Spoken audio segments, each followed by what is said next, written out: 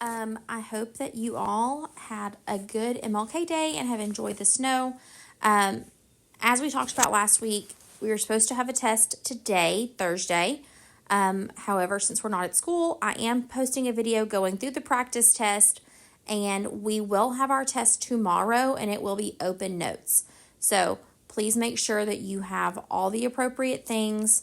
I have this listed, and feel free to pause this and take a screenshot or write this down. So like on Friday, you will have an open notes test on functions. You want to make sure that you have your practice test that we're about to go through.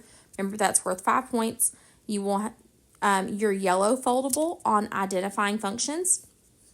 That's the one that's got the 8 different like flaps where you can see the 4 examples of looking at functions, and then the 4 other examples of non-functions and what those things mean. You've got your purple foldable on evaluating functions, and there is a video in Schoology that goes with that, and your blue foldable on linear and nonlinear functions, and there is a video in Schoology on that as well as this video going through the practice test. So those are the things that you want to make sure that you have handy tomorrow when you return to school for your test, and it is open notes. So let's jump right in talking about identifying functions.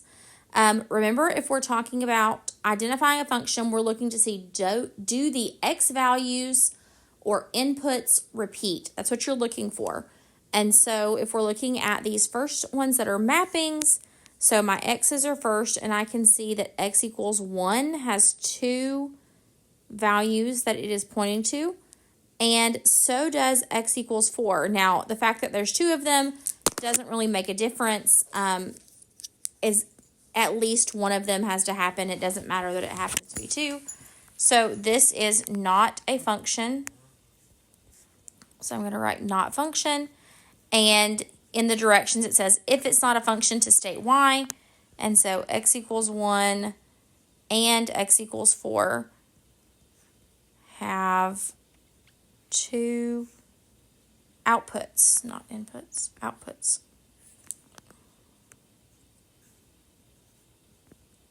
Okay, make sure you can say why, not just that it is or it isn't. If we're looking at number 2, this is also a mapping, and we see that 1 has 1 output, 8 has 1 output, and so does 27. So that tells me that this is a function. Every input has to have exactly 1 output. Okay? On 3 and 4, these are ordered pairs, and again, we're just looking at x values. So I'm going to go ahead and highlight these, and so when I look at them, I've got -3, -1, 1, and 3. None of those repeat, and so that tells me that this is a function. Okay. At any point, feel free to pause and try these yourself, and then you can unpause at any point. So if I'm highlighting the x values here again, I'm looking to see do x values repeat. These are all the same, so this is not a function. And I would say that x equals 2 has 4 different outputs. Okay. Looking at numbers 5 and 6, these are tables, and so I'm looking again at the x values. None of those x values repeat, so this is a function. And looking at number 6, my x values, which in this case they define as a variable a, doesn't matter, your inputs. When I am looking at this, I can see the input of 5 occurs twice. So that tells me this is not a function. And so I would say that a equals 5 has 2 outputs, and it does. And the only reason I said a equals 5 is because they have that right there. Okay. Now, 7 through 10 are, 7 through 10 are the same concept, just looking at giving a specific example. So in your card sort, if you recall, like there were some where you were given the ordered pairs except for one blank. And so you could fill in a value that makes it a function or not a function. Same for a table, or you could create an example. So in this case, it says give an example of a function using 3 ordered pairs. You could find a function that is on here that is already a function, so like number 3, or you could take something like number 4 and then change it to make it a function. So if I want it to be a function, it says using 3 ordered pairs, so I'm going to go ahead and set that up. And the one thing I know about a function is that my x values all have to be different. So I'm just going to create one, and all my x values are different. And then now that I have different x values, the y values, it doesn't matter what they are at this point. So I'm just going to say 4, 5, 6. You could put anything you want as long as all the x values are different, okay? Number 8, it says give an example of not a function using a mapping. So again, like I said a moment ago, you could absolutely take a mapping that already exists and make it a function, not a function, or you could just create your own. So again, I'm going to say 1, 2, and 3, and I'm going to say 7, 8, and 9. And if it's not a function, that means one of these has to go to more than one. And so I'm going to make it number 1 just because I can. It could be more than one that has multiple outputs, but it only has to be one of them. So that's not a function because I can see x equals 1 has 2 outputs. Number 9 says give an example of a function with 3 values in a table. And so again, you could take a pre-existing table and list that as your example, or you can, do something different. So 0, 2, and 4, I'm just, again, making up numbers. The fact that it is a function means my x values cannot repeat, and the y values at this point don't matter. And then number 10 says to give an example of not a function using a table. And so I'm just going to copy my table down here, and I'm going to change my 0. I could change it to be a 2 or a 4. In this case, I'm just going to say 2 because I just need one of the x values to repeat. Again, you could take a pre-existing example that's on the test, or you could make up your own. Doesn't matter, okay? All of these align with the yellow foldable that we talked about earlier, okay? And this is also similar to the card sort activity that we did, and there are examples of this in the Voyage Math Review problems that are in Schoology, okay? The last concept we talked about was linear or nonlinear functions, and if you remember, there were multiple ways that we looked at that, looking at different representations, both as an equation, a graph, and a table. And so there were a lot of things when we looked at this to see that we're saying if we saw certain things such as exponents that are bigger than 1, such as x to the first that's under a square root, x's in your denominator, x's and y's that are multiplied, or x's that are inside absolute values, all of those create problems and therefore make our equation, our function, not linear. And so when we're looking at these, we're looking for any of those, what I would call red flags.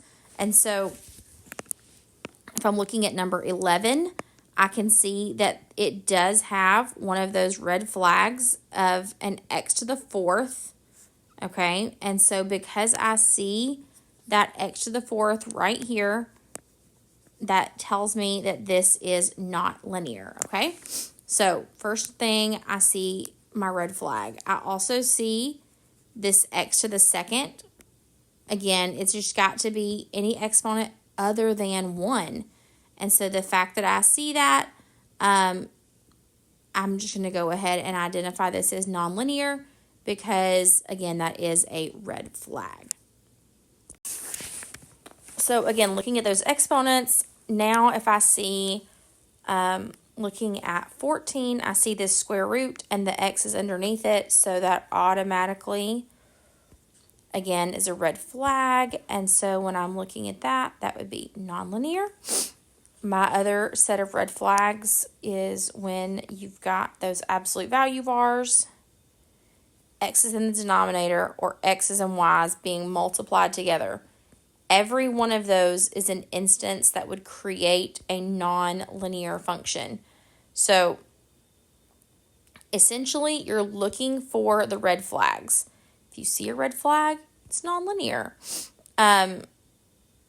One of those things that I've listed. If you don't see any of those, like in number 13, I have a fraction, but my x is in the numerator. Therefore, this is linear. Here, I have no square roots, no absolute values, no x's or y's multiplied, no exponents. So, therefore, this is linear, okay? So I wanted to make sure to show you an example of any of them that could create a problem so that you're familiar with that. With a graph, if you recall, we're just looking for, is it a straight line or is it not? And so when I look at this one, I can see that it is indeed a straight line. So that means this is linear. 21 is not a straight line. In fact, it is a wave. And so this is nonlinear. Number 20 is a curve, that little U shape. So nonlinear, and 22 is a straight line, so linear. Okay? Looking at the tables, okay, if you recall, we're looking for that change in y over change in x. And so when I'm looking at this, I do one pair at a time. So from 1/2 to 1 is a change of positive 0.5. From 1 to 2 is a change of positive 1.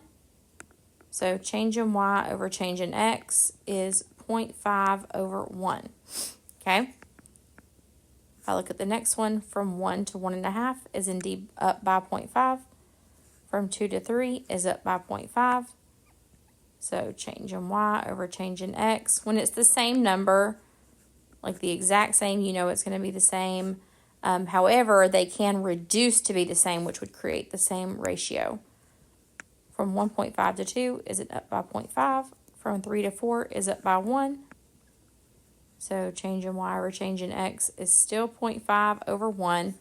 And because all of those rates of change are the same, that means that this is a linear function. Okay? And looking at this one right here. So again, change in y from 10 to 40 is an increase of 30. From 0 to 1 is an increase of 1. So my change in y over change in x is 30 over 1. From 40 to 160 is a change of 120. And from 1 to 2 is a change of 1. So when I look at my change in y over change in x, 120 over 1 is not equivalent to 30 over 1. Therefore, this is non-linear. Okay? So again, you're looking for that rate of change to see, are they the same or are they not the same? It's that simple. On the tables, on the graphs, is it a straight line or is it not? And then when you're looking at the equations or the expressions, you're looking for those things that cause a problem. And if you don't see them, then that means that it is linear.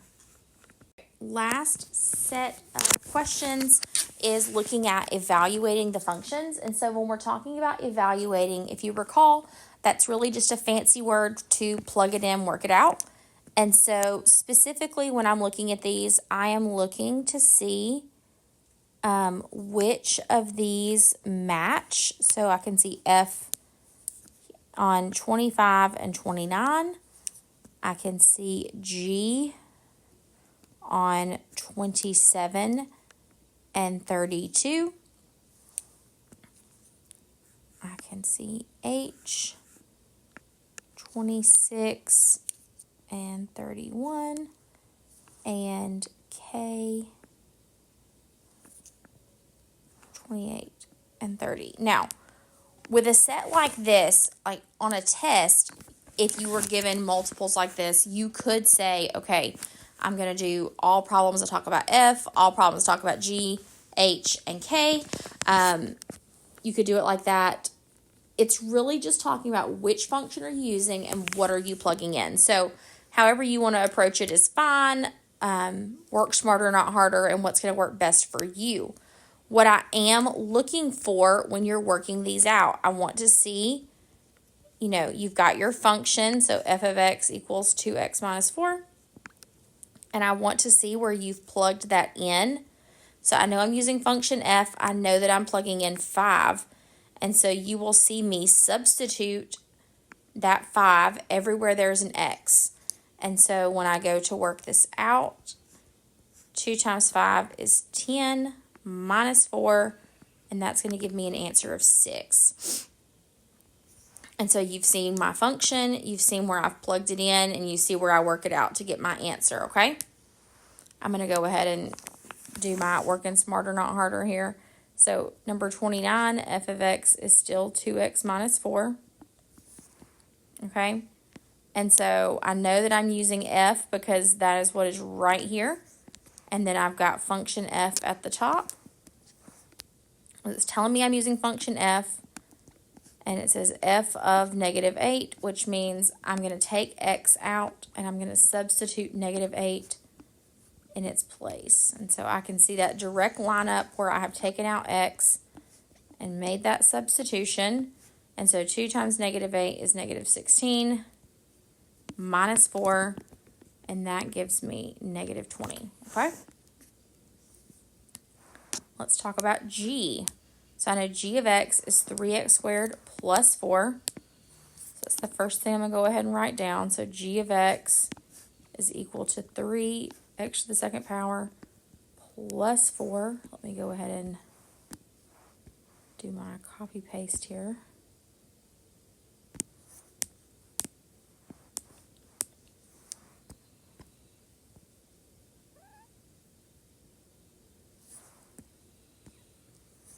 There we go. And I know that I am taking out x and I'm putting 3 in its place because that's what it says by putting a 3 there in the middle. So 3 times 3 to the second power plus 4. Again, you can see that direct substitution. And you can see where I'm going to work this out. Order of operations says parentheses first. Well, I can't do anything with the 3 in the parentheses by itself. Second thing is exponents. So 3 to the second power is 9 plus 4. Next would be multiplication or division from left to right. 3 times 9 is 27 plus 4 would give me an answer of 31. Okay? Again, I'm going to go ahead and do number 32 while I'm talking about g. So g of negative 2. Again, I'm going to take my function g that we've already copied down, and I'm going to plug in negative 2 everywhere there's an x. Now, I've said this in class, and I'm going to say it again. In your calculators, if you type negative 2 to the power of 2, it's going to give you negative 4 like that. You've got to put parentheses whenever you've got negative numbers to a power, because negative 2 times negative 2 is in reality a positive 4. But if you're not putting that grouping symbol there, those parentheses, then your calculator doesn't realize that the negative is also being raised to the second power, as opposed to 2 to the power of 2 and then multiplying by negative 1, which without parentheses, that's exactly what you're implying. So make sure you put parentheses, otherwise you're going to get the wrong answer, and that is an operator error, not a calculator error. So exponents first. So 2 to the second power, negative 2 to the second power, is positive 4. So 3 times 4 plus 4. And so when I work that out, 3 times 4 is 12 plus 4. And 12 plus 4 is 16 all day long. Okay? Go ahead and do h of x, which is negative 9 times x.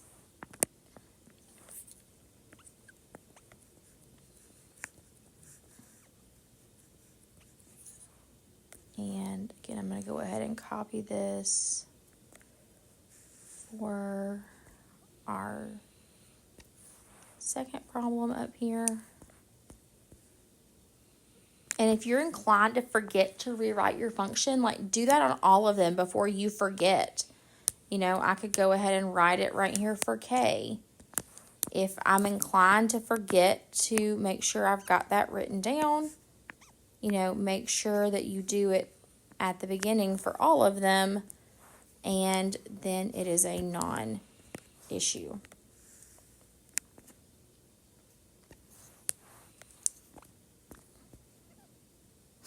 Okay, so h of x is negative 9x, and it says h of 7.